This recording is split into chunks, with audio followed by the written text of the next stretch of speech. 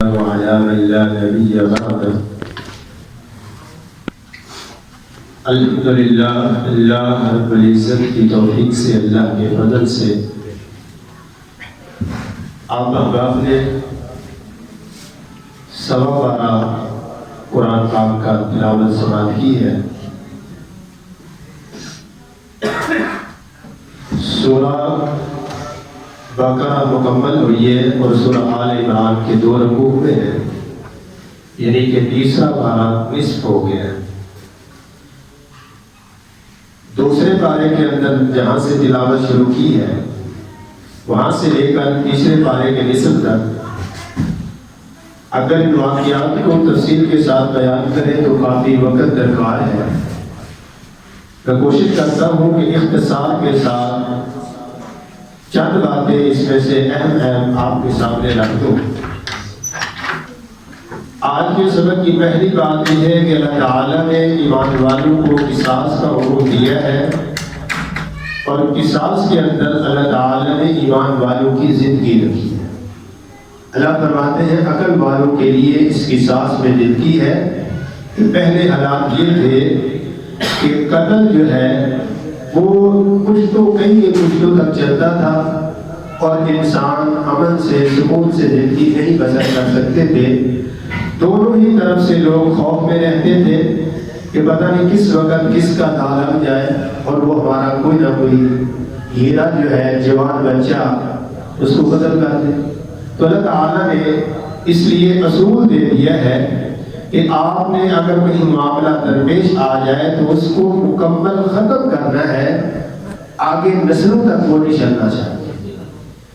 جس نے قتل کیا ہے یا تو وہ بدلے کے اندر قصاص میں قتل ہو جائے۔ 3 اصول شریعت نے دیے ہیں، اور آج بھی اگر میں اور آپ غور کریں تو اللہ تعالیٰ نے یہ اعزاز عرب کی سرزمین میں دیا ہوا ہے کہ اب بھی ان کا قانون ہے کہ وقت قاضی 3 باتیں کہتا ہے اور ان پر کوئی پریشان نہیں ہے۔ جو اس کے ورثاء ہیں ان کو 3 باتیں قاضی کہہ دیتا ہے، ان میں سے جو آپ نے قبول کرنی ہے اس کے مطابق اس نے فیصلہ کر دیا ہے۔ وہ کہتے ہیں آپ نے قصاص لینا ہے، دیت لینی ہے یا معاف کرنا ہے۔ جو دیت لے لیتا ہے تو قرآن نے یہ اصول قائم کر دیا ہے کہ اب دیت کے بعد اس انسان کا ایک بال بھی آپ ٹیڑھا نہیں کر سکتے، کیونکہ وہ دیت ادا کر چکا، اب وہ بری ہو گیا۔ اب آپ اس پر کوئی زیادتی نہیں کر سکتے۔ یہ نہیں دیت بھی لے لے پھر اس کو خوف کے اندر بھی مبتلا کرتے رہیں، اس کو پریشر عائد بھی کرتے رہیں، اس پر پریشانی بھی مسلط کرتے رہیں، اس کی شریعت اجازت نہیں دیتی۔ تیسری بات ہے کہ آپ نے دیت بھی نہیں لینی، آپ نے قصاص بھی نہیں لینا۔ آپ اگر اللہ کی رضا کے لیے معاف کرنا چاہتے ہیں تو جب معافی کا آپ معاہدہ کر دیتے ہیں تو پھر بھی آپ اس سے نہیں پھریں گے۔ آپ نے جو فیصلہ کر لیا ہے اس کے مطابق وقت قاضی فیصلہ کر دیتا ہے اور وہی فیصلہ چلے گا۔ اب کسی پر کوئی خوف نہیں رہتا، وہ خوف ختم ہو جاتا ہے۔ آگے اللہ تعالیٰ نے پھر وراثت کے متعلق ایک بات سمجھائی ہے کہ اگر آپ لوگ موجود ہیں، فوت ہونے والا کوئی وراثت میں وصیت کرتا ہے اور وہ وصیت قرآن و حدیث کے خلاف ہے تو آپ اس کی اصلاح کریں۔ شریعت آپ کو اجازت نہیں دیتی۔ اس کے واقعات تو کافی ہے، آپ نے کئی دفعہ سماعت بھی کی ہے، لیکن وقت کی حوالہ سے بات لمبی ہو جاتی ہے۔ تو شریعت نے اجازت نہیں دی کہ آپ شریعت سے ہٹ کر وصیت کریں۔ مال آپ کا ہے لیکن آپ اس مال میں شریعت کو مقدم رکھیں گے، اس کے مطابق فیصلہ کریں گے۔ آگے اللہ تعالیٰ نے روزوں کا تذکرہ کیا ہے، فرضیت کا ذکر کیا ہے کہ اللہ نے روزے فرض کیے ہیں اور مقصد بیان کیا ہے، ساتھ بتایا ہے کہ یہ مت سمجھنا کہ صرف اس امت کے اوپر فرض ہے، پہلی امتوں پر بھی فرض تھے، اور اس کا مین مقصد ہے تقوی، پرہیزگاری اختیار کرنا۔ پھر اللہ تعالیٰ نے کچھ مسائل بیان کر دی ہیں کہ کوئی سفر کے اندر ہے یا بیمار ہے تو وہ بیماری کے بعد جب شفا یاب ہو تب اس کو رکھ لیں، یا کوئی بندہ سفر میں ہے تو وہ سفر والے جو دن ہے اس کے رمضان مبارک گزرنے کے بعد جتنے اس کے سفر کی وجہ سے روزے رہ گئے ہیں ان کو وہ پورا کرے۔ اب تیسری بات یہ ہے کوئی ایسا مریض جس کی شفا یابی کی ڈاکٹر کہتے ہیں توقع نہیں ہے، یا ایسا کمزور جس کی آپ توقع نہیں کر سکتے کہ یہ صحت مند تندرست ہو سکتا ہے، اس کی کمزوری ختم ہو سکتی ہے، تو اس انسان کے لیے شریعت نے اصول دیا ہے کہ اس کی طرف سے فدیہ ادا کر دیا جائے، ایک مسکین بندے کو صبح شام کھانا کھلا دیا جائے، وہ روزہ رکھے گا، آپ کی طرف سے اس ضرورت مند کی طرف سے روزہ ہو جائے گا۔ آگے اللہ تعالیٰ نے پھر اصول بتا دیا، فرمایا کہ اللہ تعالیٰ کسی کے اوپر تنگی کا ارادہ نہیں کرتا، اللہ آسانی چاہتے ہیں، تو یہ نہ سمجھتے ہو کہ یہ اللہ نے روزے فرض کیے ہیں تو تمہارے لیے اللہ نے تنگی چاہتی ہے، اللہ تنگی نہیں پسند کرتا۔ پھر آگے اللہ فرماتے ہیں کہ اللہ سے دعا کرو، وہ تمہاری دعاؤں کو قبول کرتا ہے، جب بھی تم پکارو وہ تمہاری پکار کو سنتا ہے، بے شرط ہے کہ تمہارا اس پر ایمان ہو، یقین ہو۔ اگلا اصول اللہ نے بیان کر دیا ہے کہ پہلے روزہ ہوتا تھا 24 گھنٹے کا، اور 24 گھنٹے میں بھی یہ ہوتا تھا کہ افطاری کر کے اگر کوئی انسان لیٹ گیا، اسے نیند آ گئی ہے، وہ اٹھ کر پھر کھانا نہیں کھا سکتا تھا، اس نے پھر اسی میں ہی وہ رات بھی گزارنی ہے، اگلا دن بھی گزارنا ہے، وہ دن ختم ہوگا تو پھر اس نے افطاری کرنی ہے۔ یہ پریشانی کچھ صحابہ کرام کے ساتھ آئی، اللہ تعالیٰ نے ان کی پریشانی پر فضل کرتے ہوئے اس امت کے لیے آسانی پیدا کر دی، فرمایا کہ صبح کے وقت سے لے کر رات تک تم روزے کو پورا کر دو۔ اور یہ بات یہاں پہ یاد رکھ لیں کہ رات تک کا جو ذکر ہے نا قرآن میں، ہمیشہ قرآن کی ہر آیت کو جہاں سمجھنے کی ضرورت ہے اس کو رسول اللہ صلی اللہ علیہ وسلم کی احادیث کے مطابق سمجھا جائے۔ میری اور آپ کی سوچ نہیں چلے گی، ہماری عقل نہیں چلے گی، اللہ کا حکم رسول اللہ صلی اللہ علیہ وسلم کی سیرت کے مطابق اس پر عمل کرنا ضروری ہے۔ آگے اللہ تعالیٰ نے قتال کے اصول بیان کر دی ہے، فرمایا مسجد حرام کے اندر آپ قتال نہیں کر سکتے، ہاں اگر کوئی پہل کر دے تو پھر اس کو معافی بھی نہیں دینی، یہ نہ سمجھتا رہے کہ جو میرا دل چاہے میں کرتا رہوں اور مجھے کوئی پوچھنے والا نہیں ہے، تاکہ وہ اس کا راستہ بند ہو جائے، دشمن کو یہ پتہ چل جائے کہ یہاں بھی جا کر اگر میں پہل کروں گا، حرکت کروں گا تو مجھے معافی نہیں ہے۔ حتیٰ کہ رسول اللہ صلی اللہ علیہ وسلم کے استاد کو بھی وہ کعبۃ اللہ کے خلاف میں چھپ جائے تب بھی معافی نہیں ہے، جہاں شریعت نے جو اصول دیے ہیں ان کو قبول کرنا چاہیے۔ اور اس کتاب کا اللہ نے مقصد بیان کیا ہے، فرمایا کہ اللہ کے دین کے لیے، وہ دین کی سربلندی کے لیے، کہ یہ نہ ہو کہ انسان نے بدلہ لینا تو دیکھے کو حرم کے اندر آیا تو بس ٹھیک ہے انتقام پورا ہو جائے گا، اس کی اجازت نہیں ہے۔ آگے چل کے اللہ تعالیٰ نے بڑا ایک اہم مسئلہ بیان کیا ہے، یہ دو مسئلے یہاں پہ بڑے اہم ہیں۔ ایک مسئلہ اللہ تعالیٰ نے حیض کا بیان کیا ہے، یہ اللہ نے آدم کی بیٹیوں کے مقدر میں یہ چیز رکھی ہے۔ ام المؤمنین سیدہ طیبہ طاہرہ عائشہ رضی اللہ تعالیٰ عنہا عمرے کے موقع پر بیٹھی رو رہی تھی، نبی علیہ السلام نے پوچھا کیا ہوا؟ فرمایا مجھے حیض آ گیا۔ فرمایا پریشان کیوں ہوتی ہو؟ اللہ نے آدم کی بیٹی کے نصیب میں یہ بات رکھی ہے، تو آپ ذکر اذکار کرو، دعائیں کرو، تو جب پاک ہو جاؤ گی تو پھر اللہ کے گھر کا طواف بھی کر لینا۔ تو یہاں پہ بڑا مسئلہ اہم سمجھنے والا ہے، یہودیوں کا یہ طور طریقہ تھا، جب عورت کے ایام آتے تھے تو اس عورت کا کھانا پینا اٹھنا بیٹھنا سب کچھ ادا کر دیتے تھے۔ اسلام نے آ کر عورت کو عزت دی ہے، فرمایا انسان اپنا اس سے جنسی تعلق اپنی بیوی سے قائم نہیں کر سکتا، باقی اس کے ساتھ اٹھنا بیٹھنا لیٹنا سب شریعت نے اس کو اجازت دی ہے۔ حتیٰ کہ امی عائشہ رضی اللہ عنہ فرماتی ہیں میں ایام میں ہوتی تھی رسول اللہ صلی اللہ علیہ وسلم میری گود میں لیٹ کر اللہ کے قرآن کی تلاوت کرتے تھے۔ تو تلاوت بھی کر سکتی ہے، اذکار بھی کر سکتی ہے، دعائیں بھی کر سکتی ہے، اس کو شریعت نے اجازت دی ہے۔ اور یہاں پہ اگلا مسئلہ ہے کہ ام المؤمنین سیدہ طیبہ طاہرہ عائشہ رضی اللہ عنہ فرماتی ہیں خاتون رسول اللہ صلی اللہ علیہ وسلم کی خدمت میں حاضر ہوئی، اور اس لیے میں کہا کرتا ہوں کہ خواتین اگر اپنے مسائل کے اندر عبور حاصل کرنا چاہتی ہیں، اپنے آپ کو علم میں مضبوط کرنا چاہتی ہیں، تو امی عائشہ رضی اللہ تعالیٰ کی سیرت کا ضرور مطالعہ کریں، ان کے مسائل حل ہو جائیں گے۔ اس خاتون نے آ کر سوال کیا اللہ کے رسول صلی اللہ علیہ وسلم جو لباس خون آلودہ ہوتا ہے ایام میں اس کو ہم دھو دیتے ہیں لیکن اس میں نشان برقرار رہ جاتے ہیں، نبی علیہ السلام نے فرمایا وہ لباس تمہارا دھونے کے بعد پاک ہے، اس میں تم نماز پڑھ سکتی ہو۔ یعنی کہ اس لباس کو دوبارہ وہ خاتون استعمال کر سکتی ہے، اس کے اندر وہ عبادت کر سکتی ہے، اس کے اندر شریعت نے اس کو اجازت دی ہے وہ اپنے لباس کو ضائع نہ کرے، بعض عورتیں وہ لباس ضائع کر دیتی ہیں، اللہ نے اس چیز کی اجازت نہیں دی۔ آگے مسئلہ آگے ہے کہ قسم کا، بعض لوگ 4 مہینے کی قسم کھا لیتے تھے کہ ہم اپنی بیوی کے پاس نہیں جائیں گے۔ شریعت نے انہیں اختیار دیا ہے کہ لٹکانا نہیں ہے، اگر آپ نہیں رہنا چاہتے تو اس کو طلاق دے کے فارغ کر لو۔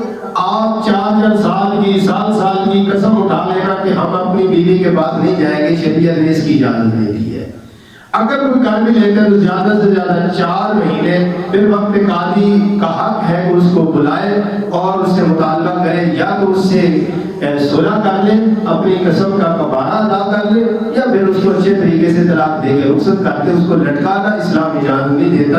اور یہ آپ نے دیکھا ہوگا کہ جب صلح کا ارادہ نہیں ہوتا تو پھر کئی سال بھی قسموں کے اندر گزر جاتے ہیں، دور رہتے ہوئے، الگ رہتے ہوئے گزر جاتے ہیں۔ مین سوچ یہ ہوتی ہے بس الگ رہیں گے، ٹھیک ہے گزارا ہو رہا ہے، لیکن بسانا بھی نہیں، چھوڑنا بھی نہیں، شریعت اس چیز کی اجازت نہیں دیتی۔ آگے طلاق کے اللہ تعالیٰ نے مسائل بیان کی ہیں، ان کے اندر بڑا اہم مسئلہ ہے کہ اگر انسان طلاق دے دیتا ہے تو اللہ نے کہا کہ وہ 3 حیض تک اپنی عورت جو ہے اس کی حق رکھتی ہے وہ اپنے خاوند کے پاس واپس لوٹے۔ اس کے شریعت نے 3 اصول دیے ہیں، ایک 3 حیض کا تذکرہ کیا، پھر 3 مہینوں کا تذکرہ کیا، پھر وضع حمل کا تذکرہ کیا۔ اگر عورت حاملہ ہے، شوہر نے اس کو طلاق دے دی ہے، اس کی عدت ہے جب بچہ پیدا ہو جائے اس کی عدت ختم ہو گئی ہے، وہ آزاد ہو گئی ہے، اب وہ آگے نکاح کر سکتی ہے، اس کو روک کوئی نہیں سکتا، اس پر کوئی پابندی عائد نہیں کر سکتا۔ اسی طرح اگر عورت نے طلاق دے دی ہے شوہر نے، 3 مہینے گزر گئے ہیں، شوہر نے اس سے کوئی صلح صفائی نہیں کی، تعلق دوبارہ نہیں بنایا، صلح کرنے کی کوشش نہیں کی، اب اس کی عدت ختم ہو گئی، اب وہ آگے مرضی سے نکاح کر سکتی ہے، اس انسان کے نکاح میں نہیں آئے، وہ نکاح سے بری ہو گئی ہے۔ اسی طرح تیسری بات فرمایا کہ جن کو ایام آتے ہیں، حیض آتا ہے تو ان کے 3 حیض ہیں، جب اس کے 3 حیض کلیئر ہو جائے تو پھر وہ آگے نکاح کر سکتی ہے، اس بندے کے نکاح میں اب وہ نہیں ہے، اب بری ہو گئی ہے۔ اگر اس دوران یہ صلح کر لیتے ہیں تو اس کا نکاح برقرار ہے، اس کی دوبارہ اسی نکاح کے اندر صلح ہو سکتی ہے۔ دوسری چیز یہ بتا دی گئی ہے کہ اگر عدت گزر گئی ہے تو یہ میاں بیوی دوبارہ چاہتے ہیں کہ ہم صلح کر لیں، اللہ فرماتے ہیں کہ نافرمانی کا ارادہ نہ ہو، اس کو تنگ کرنے کا ارادہ نہ ہو، اس کو رسوا کرنے کا ارادہ نہ ہو، اللہ سے ڈر کر اصلاح کا ارادہ ہو، تو پھر تم ان کے ساتھ صلح کر سکتے ہو۔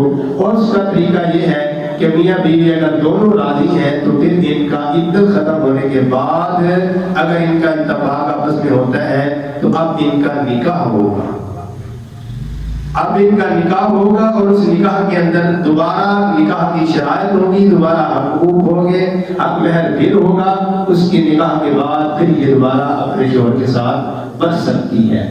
اللہ نے اس کو 2 موقع دیے ہیں، تیسرے موقع بعد یہ اس بیوی کو واپس نہیں لا سکتا۔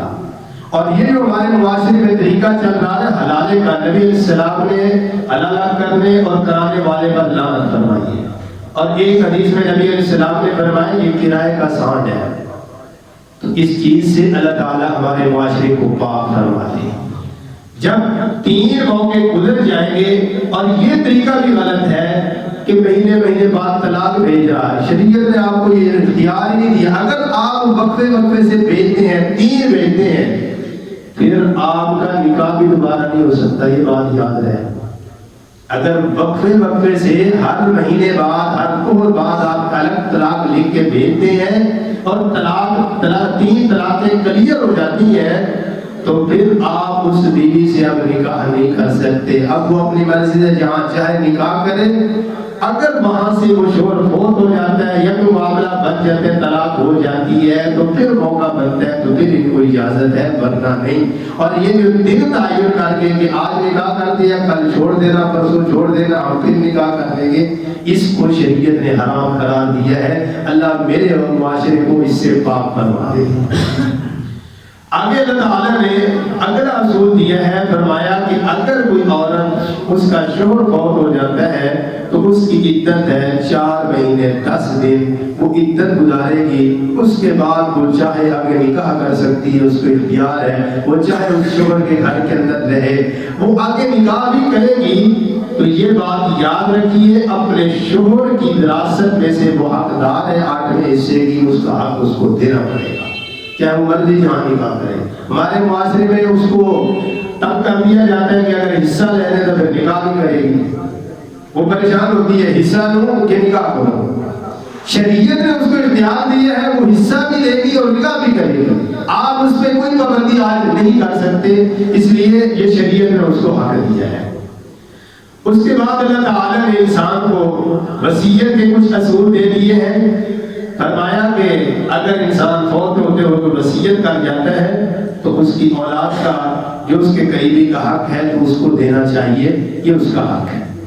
آگے چلتے ہیں تیسرے بارے کی طرف تاکہ بات زیادہ لمبی نہ ہو جائے۔ تیسرے بارے کی 2 باتیں آپ کے سامنے کر دیتا ہوں۔ ایک ابراہیم علیہ السلام کا وہ واقعہ مشہور ہے، اس واقعے سے پہلے ہے آیت الکرسی جو قرآن پاک کی سب سے عظیم آیت ہے۔ اللہ اس آیت سے ہم سب کو محبت نصیب فرمائے۔ نبی علیہ السلام نے فرمایا یہ مومن کے مال جان کی حفاظت کے لیے بہترین چیز ہے، حتیٰ کہ شیطان بھی کہتا ہے جو یہ پڑھ لیتے ہیں وہاں میں نہیں آ سکتا۔ جب وہ خود اقرار کر رہا ہے تو میں اور آپ کیوں ڈاون ڈول ہوتے ہیں؟ ہم آیت الکرسی پڑھ کے بھی بھوک مار رہے ہوتے ہیں اور ساتھ ساتھ کلب بھی رہے، پتہ نہیں کیا بنے گا۔ اس کا مطلب ہم نے پڑھی ہے، یقین نہیں کیا، نہ نبی علیہ السلام کے فرمان پر یقین کیا، نہ یہ یقین کیا کہ قرآن کی آیت برحق ہے، اس میں کوئی شک نہیں۔ یاد رکھیے جب تک یقین سے کوئی عمل نہیں ہوگا اس کا اجازت نہیں ملے گا۔ یہ یقین ہونا چاہیے اور اس کے مطابق ایمان ہونا چاہیے، اس کے مطابق انسان کو صحیح معنوں میں صحیح عقیدہ ہونا چاہیے کہ اس کے اندر میرے رب کی 14 صفات بیان ہوئی ہے تو معمولی چیز تو نہیں ہے۔ اللہ تعالیٰ کی اس کے اندر توحید ہے اور مفسرین کہتے ہیں جتنی جامع صفات اس ایک آیت کے اندر ہوئی ہیں قرآن پاک کے اندر ایسی کوئی آیت نہیں ہے کہ جس میں اتنی اکٹھی صفات اللہ نے بیان کر دی۔ تو پھر اس کے بعد اللہ تعالیٰ نے ابراہیم علیہ السلام کا تذکرہ کیا، نمرود کے ساتھ مقابلہ ہوا، اس نے مقابلے میں اپنے آپ کو رب بنانے کی کوشش کی، ابراہیم علیہ السلام نے اسے لاجواب کر دیا، فرمایا میرا اللہ مشرق سے سورج طلوع کرتے ہیں، تیری طاقت تو مغرب سے غروب کر دے، اور میرے اللہ کی قدرت اور شان دیکھیے، قیامت سے پہلے میرے اللہ نے مغرب سے بھی طلوع کرنا ہے تاکہ دنیا کی طاقت یہ نہ کہے نمرود نہیں نکال سکا تو رب نے کون سا نکالا ہے۔ اللہ نے نکال کر دے دینا، اور نبی علیہ السلام نے فرمایا ہر روز یہ سورج اللہ کے عرش کے نیچے جا کر سجدہ کرتا ہے اور صبح ہوتے اللہ سے اجازت لیتا ہے، یہ رب کی اجازت بغیر طلوع نہیں ہوتا، یہ اللہ کے حکم پر چل رہا ہے۔ اور ایک دن فرمایا آئے گا یہ مشرق کی طرف طلوع ہونے کی رب سے اجازت لے گا، اللہ اسے حکم دے گی آج مشرق سے نہیں مغرب سے طلوع ہوتا ہے۔ یہ میرے اللہ کی طاقت اور قدرت ہے اور اختیارات ہے۔ آگے عزیر علیہ السلام کا تذکرہ ہے، تو چلتے ہوئے بستی میں آئے، اللہ کے نبی تھے، بستی بالکل ختم ہو چکی ہے، لوگ بھی وہاں کی ختم ہو چکے ہیں، کہا اللہ اس بستی کو کیسے زندہ کریں گے؟ میرے رب کی شان، اللہ نے عزیر علیہ السلام کو سلا دیا اور 100 سال سلایا۔ 100 سالوں میں میرے رب نے نہ کپڑے میلے ہونے دیے، نہ داڑھی بڑھنے دی، نہ اس پر گرد و غبار آنے دیا، نہ ہاتھوں پاؤں کے ناخن بڑھنے دیے، نہ یہ مونچھوں کے بال بڑھنے دیے۔ اللہ نے حفاظت کی، حتیٰ کہ جو کھانا صاف تھا میرے رب نے اسے کھانے کو بھی نہیں گسیدہ ہونے دیا۔ اور اللہ نے نشانی کے طور پہ گدھا کو ختم کر دیا، گدھا ختم ہو گیا، اور پھر اس گدھا کو میرے رب نے جناب عزیر علیہ السلام کے سامنے زندہ کیا، ہڈیاں ہوا کو حکم دیا، ہڈیاں کٹھی ہوئی، پھر ان کے اوپر گوشت چڑھایا گیا، پھر ان کے اوپر اون چڑھی، کھال چڑھی، اور اللہ نے عزیر علیہ السلام کے سامنے اس گدھا کو زندہ کر دیا، فرمایا دیکھ لے یہ ختم ہو گیا تھا، اس کو آپ کے سامنے میں نے اٹھایا ہے، آپ کو 100 سال سلایا ہے، سلانے کے بعد پوچھا کتنی دیر سوئے ہو جب اٹھایا؟ اللہ ایک دن سویا ہوں گا یا دن کا کوئی حصہ؟ فرمایا میرے پیغمبر 100 سال سوئے ہوں۔ اس ذات سے محافظ کون ہو سکتے ہیں جو صلاح کے بھی 100 سال حفاظت ہی کرتا ہے؟ جب عزیر علیہ السلام نے دیکھا کھانا اسی طرح ہے، بعض مفسرین نے کہ ایسے لگتا تھا کہ یہ ابھی تیار ہو کر آیا ہے۔ پھر عزیر علیہ السلام نے کہا اللہ آپ قادر ہو، اس میں کوئی شک نہیں، یہ بستی تو کیا سب کچھ بھی مٹ جائے، آپ اس کو آپ زندہ کرنے پر قادر ہو۔ آگے اللہ تعالیٰ نے ابراہیم علیہ السلام کا ایک واقعہ بیان کر دیا ہے کہ اللہ مردوں کو کیسے زندہ کرتے ہو۔ اصل میں نا یہ بات یاد رکھیے، بعض اہل بدعت جو ہے نا ان چیزوں کا بہت غلط تصور دیتے ہیں لوگوں کو۔ پیغمبروں کا یہ سوال معاذ اللہ اللہ کی شان کے خلاف نہیں تھا۔ پیغمبر تو اپنے اندر تقویت پیدا کرنے کے لیے اپنے رب سے ایک چیز مانگتا ہے، پوچھتا ہے کہ اللہ کہ یہ دنیا والوں کے سامنے جب بات کروں گا تو سوال تو کوئی نہ کوئی کریں گے، تو میں تھوڑا سا اپنے آپ کو علم کے اعتبار سے مضبوط ہو جاؤں، اور پیغمبر کے ایمان کا مقابلہ نہیں ہے۔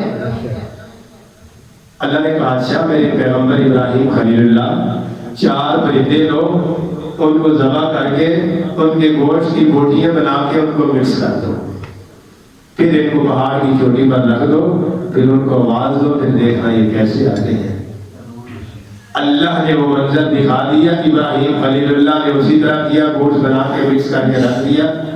وہ ذات کتنی قادر ہے جس نے بوٹیوں میں سے بوٹیاں اٹھائی کہ یہ فلاں پرندے کی بوٹیاں ہیں، اور اس کو اللہ نے اسی طرح زندہ کیا، اور اس کی اللہ نے اسی طرح تخلیق کی، اور ابراہیم علیہ السلام کی آواز سنتے ہی تو ان کے پاس پہنچ گئے۔ آگے اللہ تعالیٰ نے خرچ کرنے والوں کا ذکر کیا، ایک خرچ کرو گے تو 700 ملے گا۔ پھر آگے اللہ تعالیٰ فرماتے ہیں کہ خرچ کر کے جو احسان نہیں جتلاتے، فرمایا ان کے لیے ہم نے اجر عظیم رکھا ہے، نہ ان پر کوئی خوف ہوگا نہ وہ غمگین ہوں گے، بشرطے کہ خرچ کر کے پھر احسان نہ جتلائیں۔ اگر احسان جتلائیں گے تو خرچ کیا ضائع ہو جائے گا۔ اگر اللہ نے سود کی حرمت بیان کی ہے، اللہ مجھے اور آپ کو سود سے محفوظ فرمائے، اس کی تمام باریکیوں سے اللہ ہم سب کی حفاظت کرے۔ آخر میں چلتے ہیں سورۃ البقرہ کی آخری 2 آیات۔ نبی علیہ السلام نے فرمایا جو ان کو رات کو پڑھ لیتا ہے یہ اس کے لیے کفالت کر جاتی ہیں، ہر چیز کے شر سے بھی محفوظ ہو جاتا ہے، حتیٰ کہ یہ سویا رہتا ہے، ان کو پڑھ کر سونے سے اللہ اس کو تہجد کا اجر بھی عطا فرماتے ہیں۔ کتنا وقت لگ جائے گا۔ اور بڑی اہم بات یہ کی ہے، نبی علیہ السلام نے فرمایا سورہ فاتحہ اور سورہ بقرہ کی آخری 2 آیات کے ذریعے جو دعا مانگو گے رب تمہاری دعا قبول کرے گا۔ نبی علیہ السلام نے فرمایا جب بندہ کہتا ہے نا ربنا لا تؤاخذنا ان نسینا، یہ آخر تک دعا ہے، میں اختصار سے اس کا آپ کو جو مقصد حدیث کا وہ سمجھا رہا ہوں، تو اللہ تعالیٰ جواب دیتے ہیں نعم۔ بندہ کہتا ہے اللہ میرے سے کوئی غلطی ہو گئی یا نسیان ہو گیا، اللہ مجھے پکڑنا نا، مالک میرے مجھے اس کی سزا نہ دینا۔ اللہ کہتے ہیں نعم جی میرے بندے آپ نے کہا میں نے مان لیا۔ اس سے بڑا لطف کہاں آئے گا جب انسان کو پتا ہوگا میں نے یہ جملہ کہا، میرا رب مجھے جواب دینا، جی میرے بندے میں تیری بات مان گیا۔ بندہ کہتے ہیں اللہ جیسے پہلے لوگوں پر آپ نے گرفت کی، میرے اوپر بھی ایسی آزمائش نہ ڈالنا جیسی پہلے لوگوں پر آئی تھی۔ اللہ کہتے ہیں نعم جی میرے بندے میں نے قبول کر لی۔ اللہ بندہ کہتے ہیں اللہ جس آزمائش کی میں طاقت نہیں رکھتا نا اٹھانے کی، اللہ میرے اوپر نہ ڈالنا۔ اللہ کہتے ہیں نعم میرے بندے میں نے مان لی۔ یعنی کہ ان آیات کو ذرا آپ غور کریں، یہ آخری جملے ربنا لا تؤاخذنا ان نسینا، ان کو جہاں تک آج جب رات کو پڑھیں گے ماشاءاللہ آپ تو ان پہ غور کرنا، جہاں جہاں دعا کا جملہ ختم ہو رہا ہے وہاں میرے رب کا جواب آ رہا ہے۔ اگر میں اور آپ اس پہ غور کرتے ہوئے اور اس انداز میں بیٹھ کے کہ ہمارا اللہ ہمیں جواب دے رہا ہے تو پڑھنے کی لذت کتنی آئے گی۔